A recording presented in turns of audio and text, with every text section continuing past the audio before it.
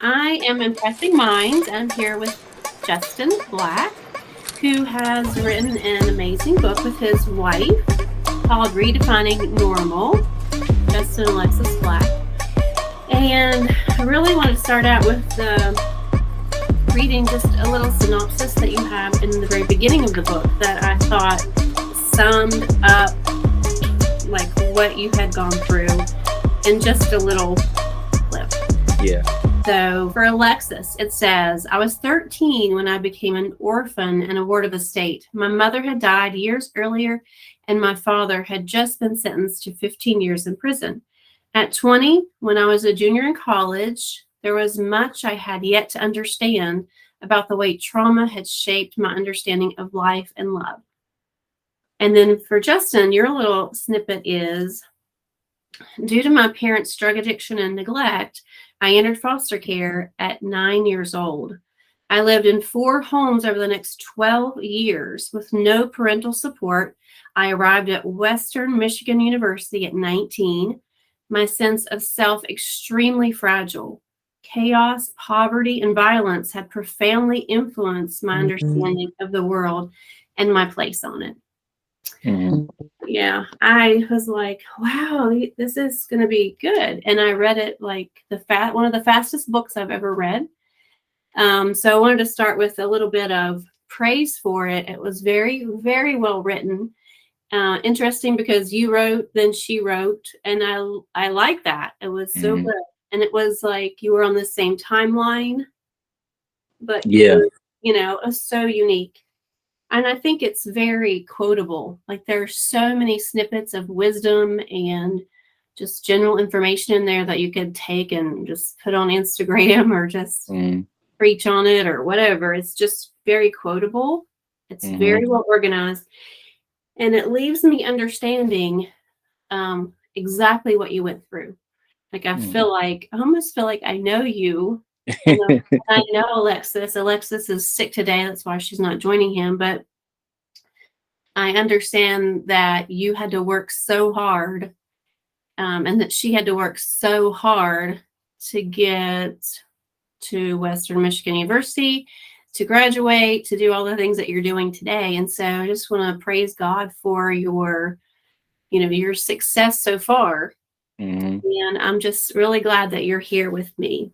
No, thank you, thank you. You're I appreciate it so much, and it's such welcome.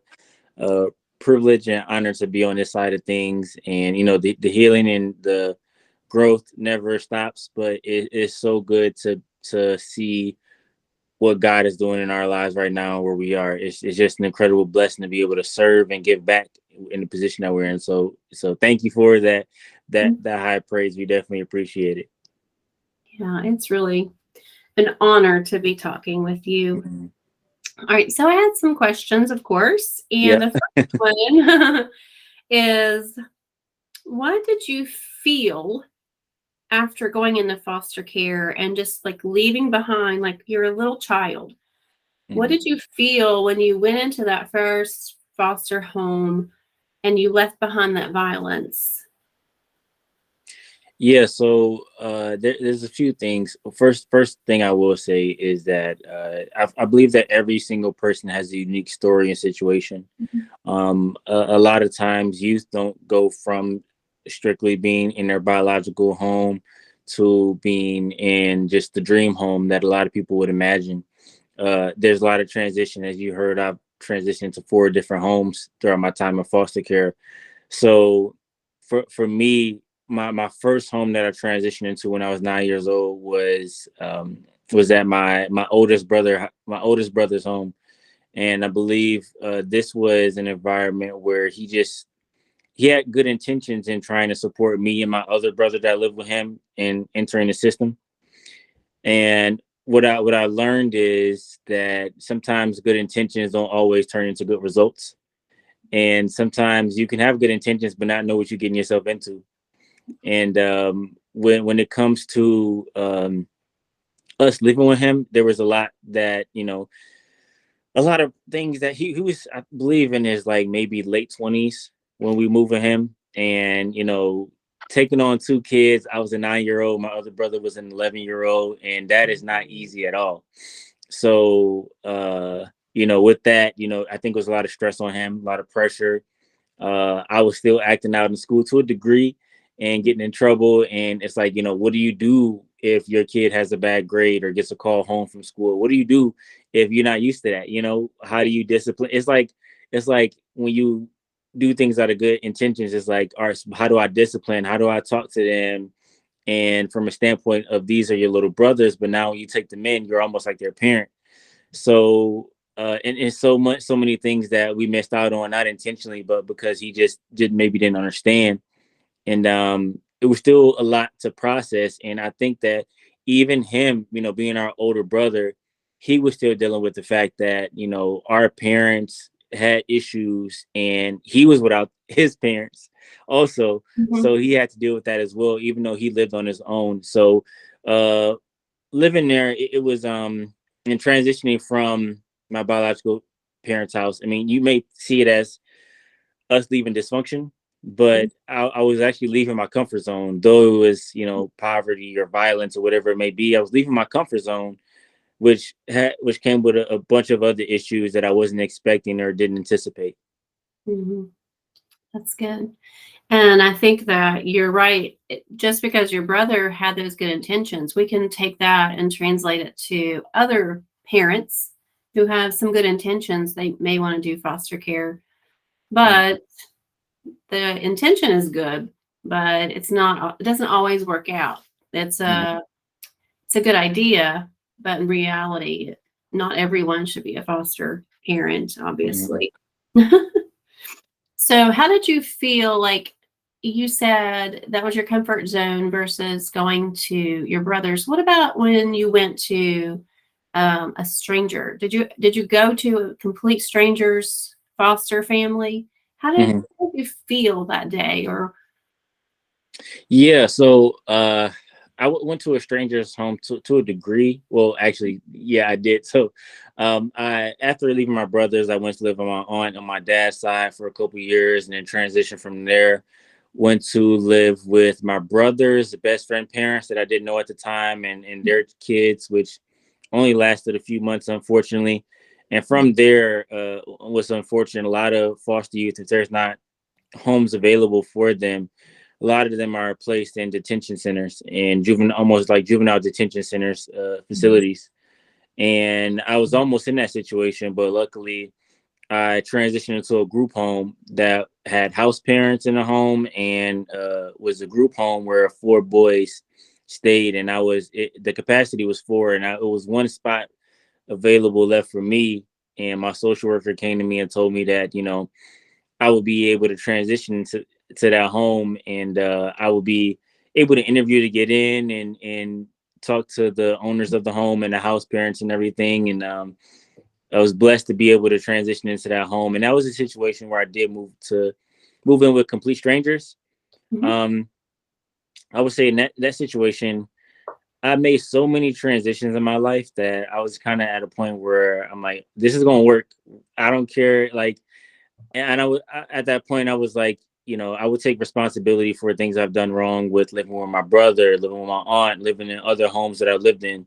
I would take responsibility for those things, but at this moment I will make sure I do everything in my power to make sure that, if something goes south, if something goes sideways, I can look back and say I put my full effort and did my best in the situation. So that was kind of my promise to myself going into that group home. And I'll enter that home around like 16-ish, 16 or 17. And yeah, I made that promise to myself that I would do my best going into this situation and respect the people around me and try to do my best to serve. And it's not to say I didn't make any mistakes, but I can definitely look back and say that with the opportunity I was given, I took advantage of it. And that was kind of my mindset going into that situation. A bit of looking back on it, a bit more mature than it's kind of surprising I was a bit mature making that decision and going in with that mindset, Mhm. but definitely proud of myself for how I handled myself in that situation. Yeah, good. Well, that's good. I'm so glad that those parents stepped up to be there. So, did you end up having a good relationship with those parents? Were they good mentors for you? Yeah, and I detail a lot of this in the book, but I Mhm. mean, intentional. Initially, I would say, yeah. The best part about being in the house was that the house was funded by the church, and the house was surrounded by a bunch of amazing mentors. And I believe that in that situation, the house parents, they did their best. And I got to a place where I needed to be in life, transitioning into college, and all of the mentors and the funding and the people, the tutors who came to the house, the mentors who came to the house, people who looked like me and were successful, and just so many people that was surrounding the boys in that house, and me specifically, helped me to become, the first in my family to go to college, and the house parents and everything. And I believe that I detail this in the book, though the relationship with the house parents, it eventually, didn't work out the best. I don't really have much animosity or any anger towards them. It's more or less around, I'm super grateful that I had them in my life during that time period, because that's what I needed during that time. And every relationship is not meant to last forever. I believe that they played a significant role in my life when I needed them to. And I detail certain situations in the book of why the relationship didn't last long term. But sometimes, relationships are meant to be at a certain pivotal moment with certain mentors, with certain people who are there for you. And, I still have love for them, but I think at this moment in time, I think it was an important period for me to create boundaries. And the boundaries is a huge thing that we discuss in the book as well, and make that transition. But because of them and the resources that went into that situation and the environment and the mentors, and I'm always incredibly grateful, because I wouldn't be where I am today without them. So I'm always incredibly grateful. So Yeah, good. Yeah, and I did read, of course, the book, and so I kind of know what you're talking about. And if you don't know what he's talking about, you're just going to have to get the book and see. It's like an ebb and flow of the relationships that you've had, not just with those, but everyone really. Um, the relationships change just like it does in everybody's life, really. Okay, can you describe the best foster home that you were in? Best, I would say, I mean, it's hard to say best. I think every experience kind of teaches you something. You're at different stages in your life, at different points. Like I can say, for example, my mindset coming into my aunt's house, when I'm moving in with my aunt, I was about I think I was 11, and I lived there for about 4 or 5 years. I moved out when I was maybe 15. um and you know as a kid, that mindset and what you're able to give to the situation is completely different than the mindset I went into the group home when I was around 16 years old.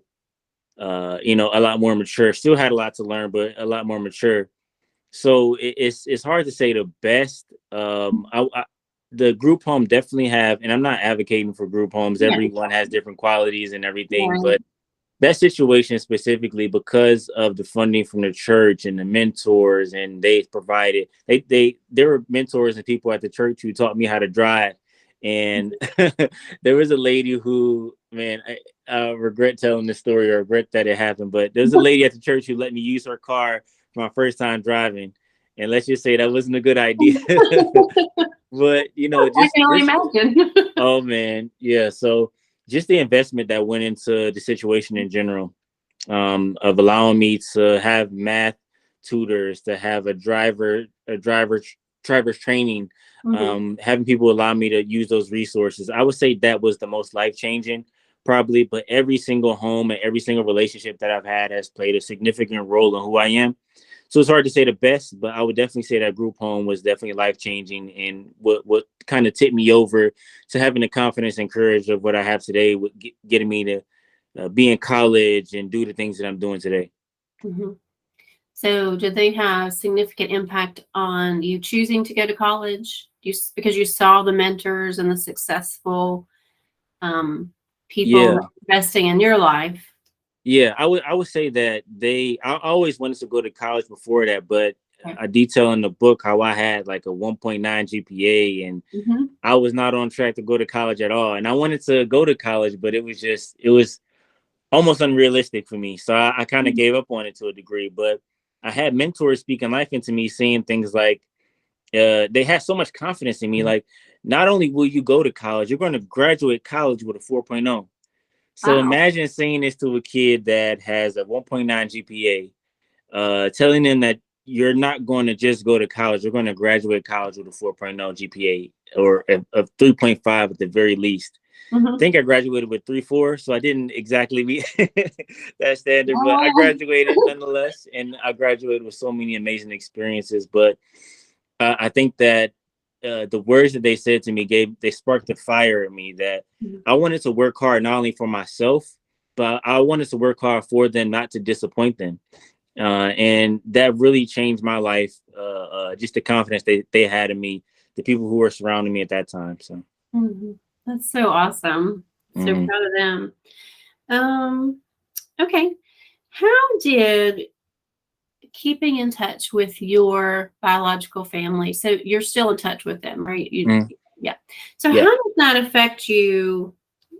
Contrast positive and negative if you can. I don't want you to say things that might hurt their feelings or anything, but Mhm. like how does that impact you? How is it beneficial? And then how is it like not so healthy? Yeah. I would say one thing that is important with the unique situation that I'm in is, and what I encourage people as they read the book, whether you foster care or not, Mm-hmm. sometimes with people you love, you have to create boundaries. And, you can only give so much. I think the positive of what I've learned is that, it, with their biological family or not, sometimes you have to understand the boundaries that you need to create with sometimes friends or sometimes family. And certain people may not have access to all parts of your life or be able to enjoy certain things with you, and or experience you in certain ways, so uh my family may have limited access to me. My family may have, phone calls, or I may not be able to visit as much, or I may not want to be in certain environments with family because I know what it'll do to me mentally, emotionally, and spiritually. So I think what I've learned from the situation is how important boundaries is. And of course, it continues to grow and evolve, and you continue to learn as you get older. But I think that's one of the key things that I learned that's been truly valuable in my life moving forward as an adult. I would say the negative in general is, you know, me and Alexis, we just had our first child in August, on August 28th this year, or 2022. Yeah. And the difficult part is now that I'm an adult and I've learned boundaries, and I've learned the how to, deny access maybe to, my mental and emotional health to certain people. I've learned that for myself, but now when you have a kid, that kind of throws things, make things a bit different. When you, me and Alexis have conversations about this all the time around, my, of course, my biological family is black and her adopted family is white. And, you don't want to create a dynamic where the only positive people she sees in her life are white, and Mhm. I'm the only maybe positive, quote unquote, or healthy black person that she sees in her life, and exposing her to my, she doesn't understand boundaries yet because Mhm. she's a little kid, or Mhm. baby. So Maybe. the Yeah. baby. So, and as she Mhm. get older, she may ask questions of, why wasn't I able to see dad's side of the family? Why was not able to see my granddad on this side of the family? My mom has passed away, but why Mhm. wasn't I able to see my aunts and uncles on this side of the family? And I have to answer those tough questions and those difficult questions, and she may not be able to understand that. And now I have to deal with the dilemma of, do I expose her to this, my family, while young, but also trying to protect her from certain things and certain environments.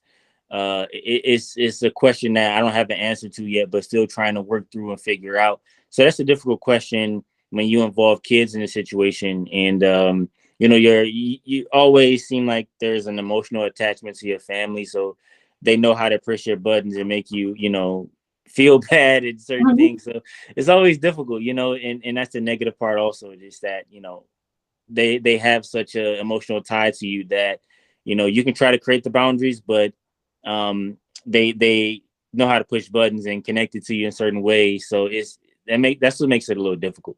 That's true. And it's like that for every family. I mean, Hmm.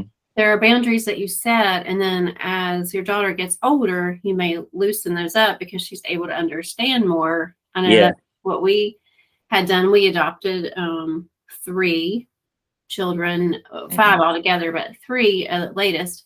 And so at the beginning, we were like, no contact with biological family. Hmm. And then a little bit of time went by. And so I decided it was time to kind of check on the grandmother, their grandmother.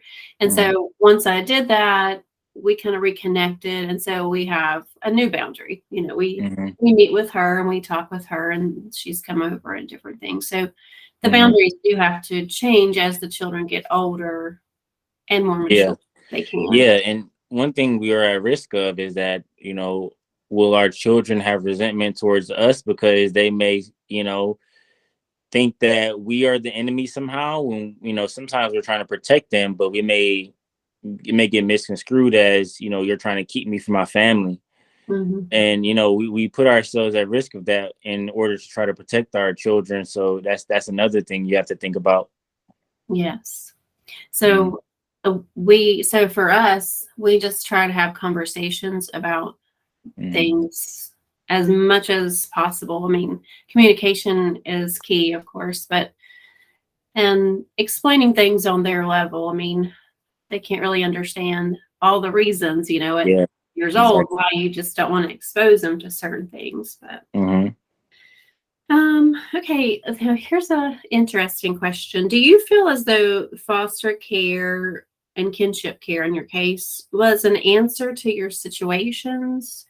Do you think that the situation that you were in, that kinship care and foster care was an answer? And what alternatives, if not, like what alternatives could have been handed to you? Yeah, well, I think for me, it had to be an Mhm. answer because I think first, again, everybody's situation is different. Mhm. For me, when I got older and I had conversations with my parents, sometimes there are situations where there may be drug addiction, there may be neglect, and you know, community organizations and people can come in and support parents with getting on their feet, helping them overcome addiction issues and things of that nature. I think it got for me and my family, it got to a point where when I entered foster care, and there's a quote in the book that talks, or a section in the book that talks about my mom when all of us are pretty much either out of her house or in foster care or just Mhm. AWOL or kind of doing our own thing. And we had connection to my parents and everything, but we were just not living with her. She wasn't supporting us. And I Mhm. was 15 at the time when she mentioned that she all her kids are at the house and Mhm. she's an adult. She kind of taking care of herself. And and that was, I asked a question before that around like, are you still addicted to drugs? And she responded by saying that, hey, all my kids are at the house. I think I'm good now. But I'm 15 years old and I'm still Yeah. struggling in foster care. So I think with that mindset, it was important for me to be in the foster care system because my parents' goals weren't exactly to reunify as much as just see me occasionally Mhm. and have someone else take care of me, which was, at the time, was a very heartbreaking thing. But I think depending on the family, depending on the situation, reunification may be an option. And I think my mom gave honest attempts to be sober, but I think it was just difficult to basically, it was difficult for her to not have that a part of her lifestyle because of her trauma that she experienced and Mhm. not being able to cope with that in a healthy way. So, yeah, I think that's something that we both had to kind of identify, but I don't think she was able to really fully understand her trauma and separating the trauma from her who she was as a person. And Mhm. because drug addiction helped her and was almost in her view a part of her identity. I don't think it was healthy for me to be with my parents full time. So all that to say, yes, I do think foster care was important for me and necessary for me. Yeah, I did too. I did too. From the That's what I would say as well, just from reading the book, of course. Mm-hmm. And a lot of times, do you feel like the culture, they're in that culture, and that's what they have experienced, and that's what they perpetuate. And so they were like, wow, my kids are gone. Now I can just relax, and this weight is off because I don't have to parent anymore. Mm-hmm. And I think once again that if the environment doesn't change, like if they're still living in that same community, Mm-hmm. sometimes those temptations and those friendships are all there, and it's just like a Mm-hmm. cycle that's hard to get out of, no matter Yeah. who you are. It'd be hard for anyone. Yeah, and that's why even now, with our work with the Redefining Normal company, one of Mhm, the things that we do, because this is such a harsh cycle, and mhm, a part of that cycle repeating itself is the circle that we keep around us. One of the quotes that we always say is, "You're the average of the five people you surround yourself with." And with that, we teach youth and we talk about, we first help them establish their core principles and values. And a lot of times, of course, they're positive, what they stand for, their principles and what they stand for. They want to identify with positive things. And then the next conversation is, okay, what is your circle like? And is mhm, the circle around you reflective of those core principles and values?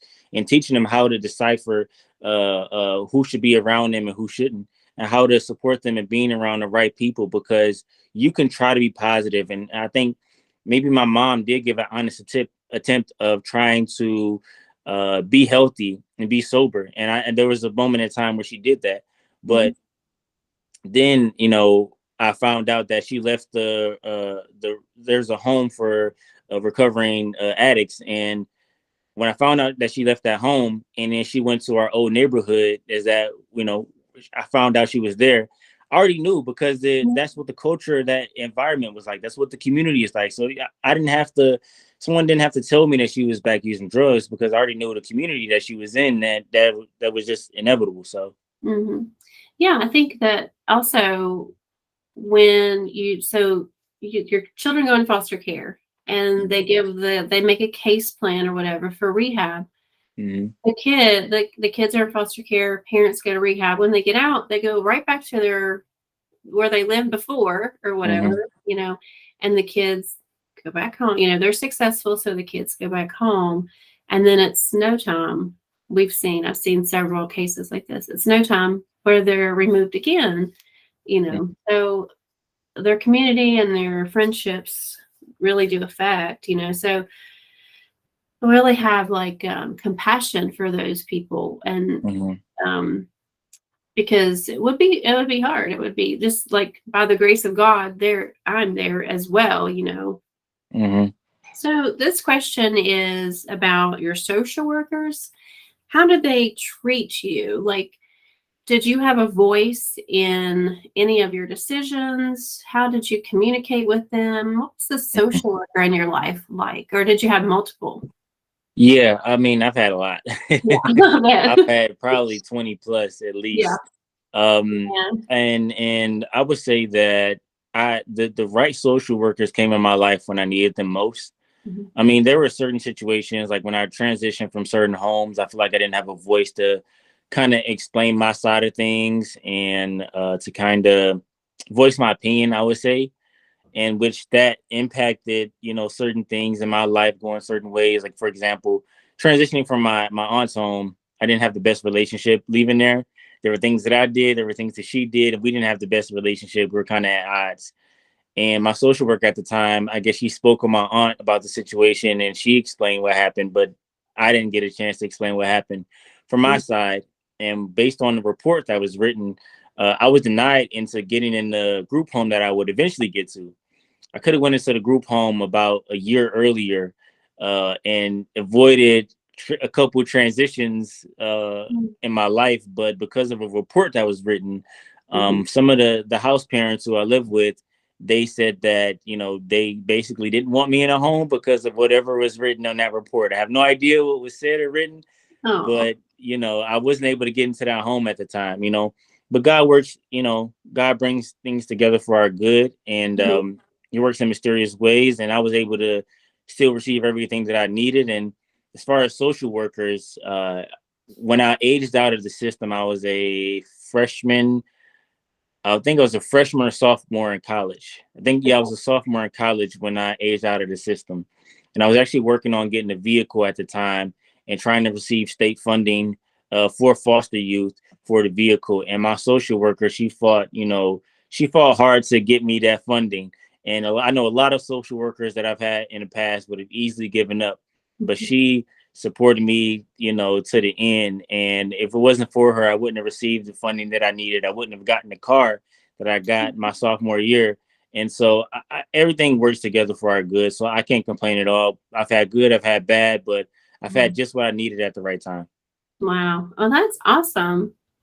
I have my daughter actually is a social worker. Like she grew up as a sibling to our foster kids. Mm-hmm. And so she would see the social worker come and interact with them. And, we would have to go through the case with her almost, at her age Yeah. level. And so when she got ready to graduate, she wanted to be a social worker so she could help kids and actually working in CPS. That's what she wanted to do. It's like, that was her dream job. Yeah, definitely. No, I love that. Yeah, it's not normal.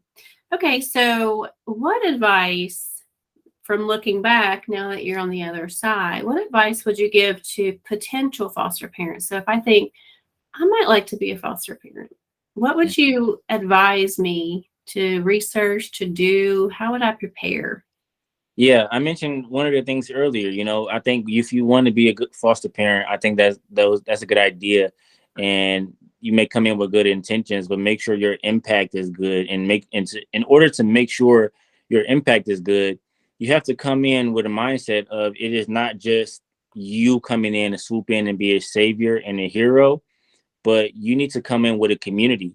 And one of the things we teach in our trainings with Redefining Normal is that you're not a superhero or a savior, but you're a puzzle piece that comes along with many other puzzle pieces. So it doesn't need to be you entering the lives of youth.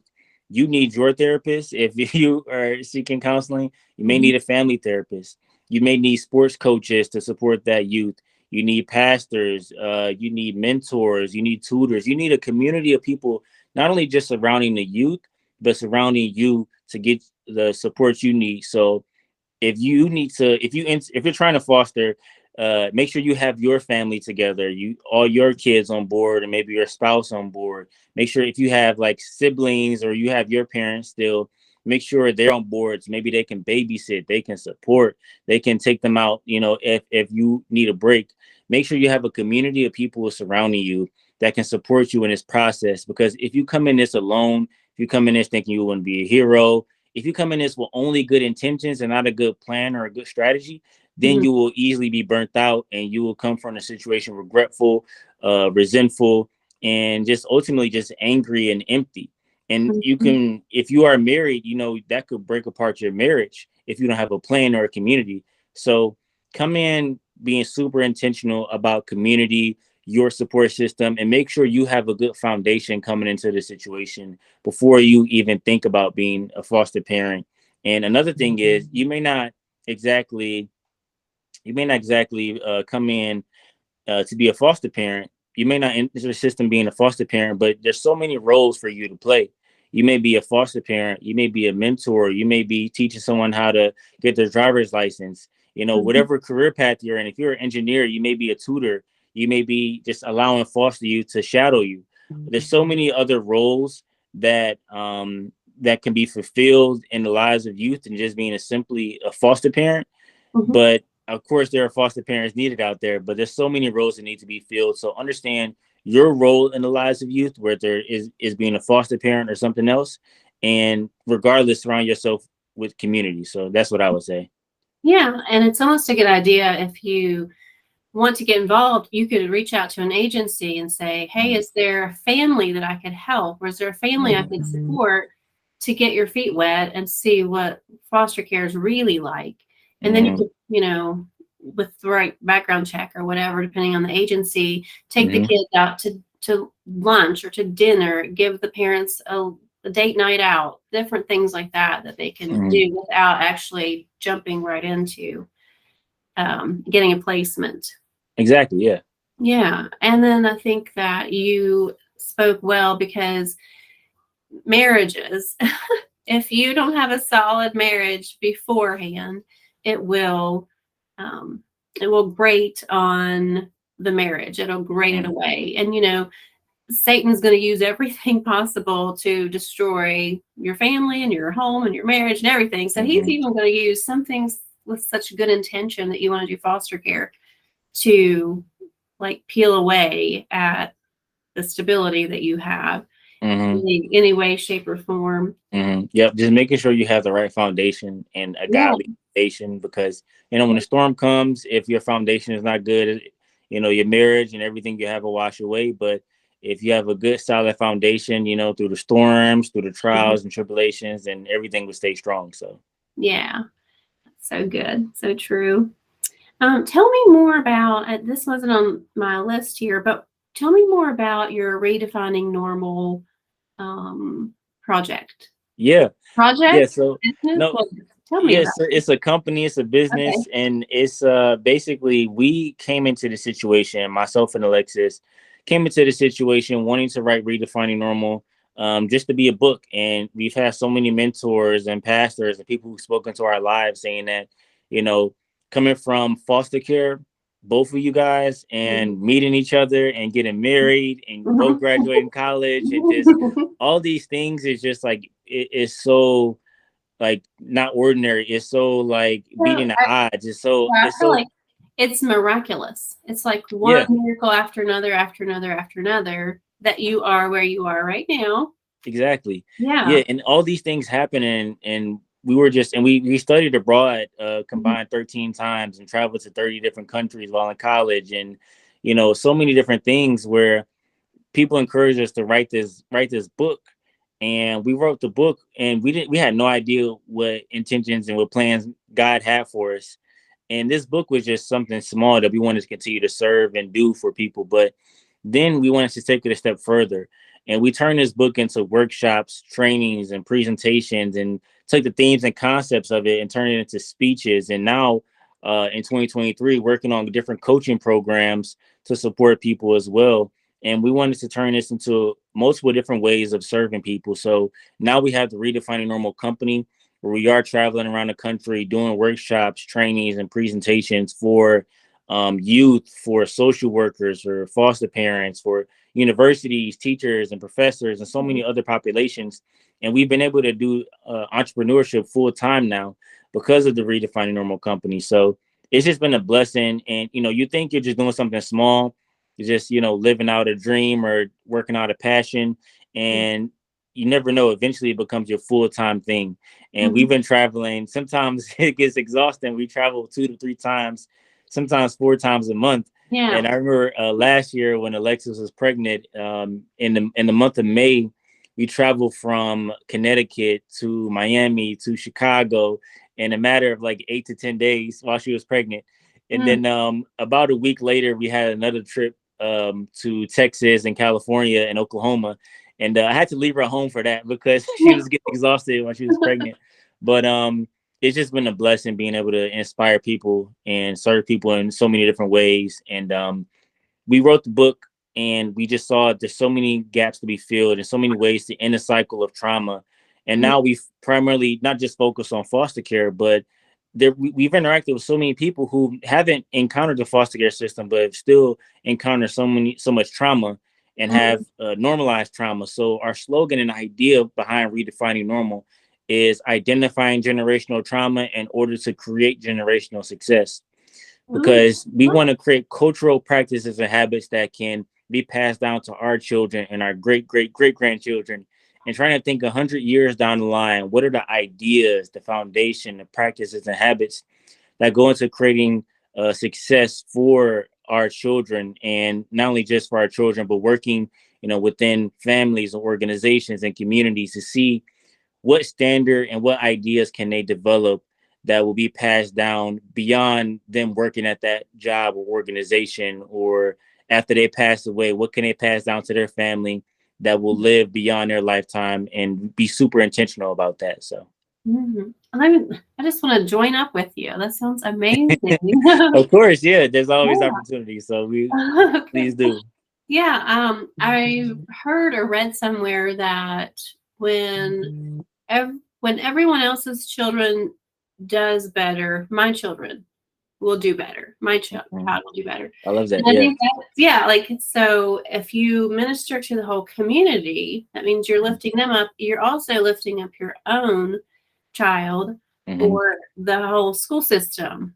You're going to Hmm. lift up your own child.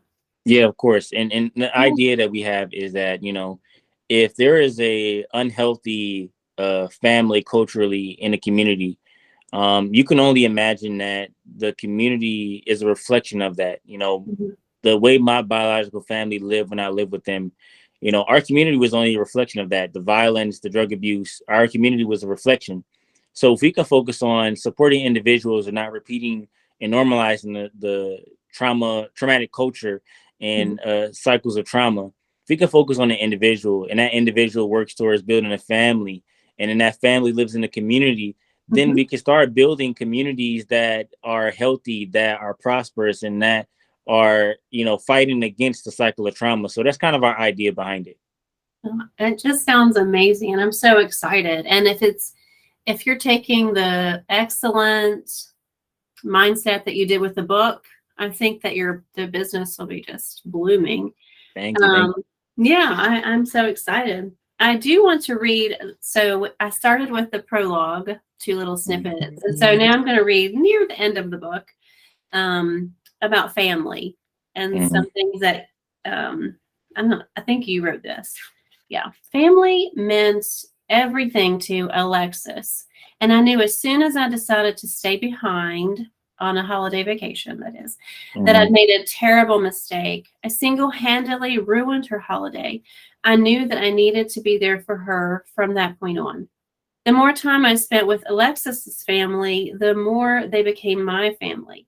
I needed to accept the people who wanted to love and support me. My stubbornness and resentment were denying me the pleasure of having a family. Kim, Hmm.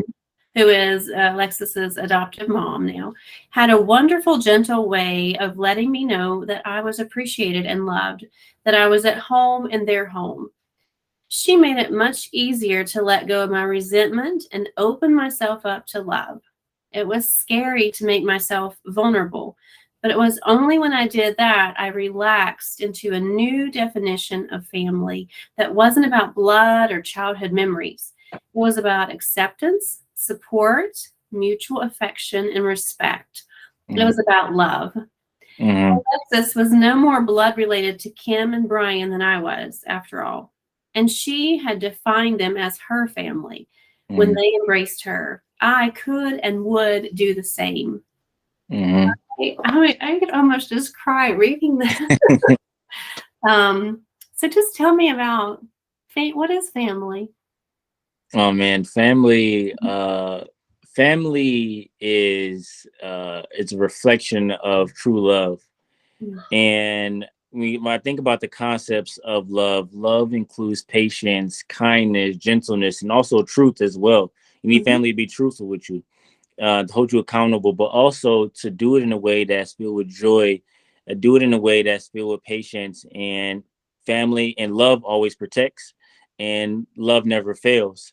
Mhm. So family embodies the principles and ideas of love and should be a reflection of this idea that we call love. And that's something that, as we build our family with our newborn, that's something that we want to work towards building.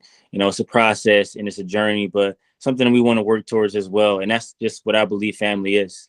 Yeah. So you could take you're quoting First Corinthians 13 almost. You Yeah, could take out the word love and interchange family. Family exactly. is kind. Family is patient. Family is gentle. It Hmm. seeks no evil. It seeks no thought of wrongdoing or evil Hmm. thinking. That Yeah. holds no record of wrong. Yeah. Holds no record of wrong. Yes. Thank you. Hmm. All right. Well, I have had I feel like I know you because I read your book. I hope uh, that you had a good time on here as well. Of course. Yeah. No, yeah, definitely. This has been fun, and it's been such an honor and privilege to be able to share, to be able to talk. Anytime somebody shares their thoughts on our book and it's received warm and welcome, I'm always appreciative and Mhm. just looking to serve, and it's just the way God is using us. I'm always honored, So thank you so much for just picking up a copy, and I hope your listeners do the same thing. They can grab a copy at our website at re-definingnormal.com, which we are going through a rebranding process. Also, we should be upgrading our website and everything, which should be Oh, fun. that's exciting. So they can grab a copy there and just follow us along the journey on social media at the Blacks Redefine Normal on Instagram. We're on TikTok for the younger audience as well. Okay. Yeah, so we're just trying to just do all we can to serve and help and just love on others. So Good. Good. So glad. I really appreciate you coming and meeting with me. All right. So I just want to tell everyone, have a great day, and I love you, and I will see you on the next episode.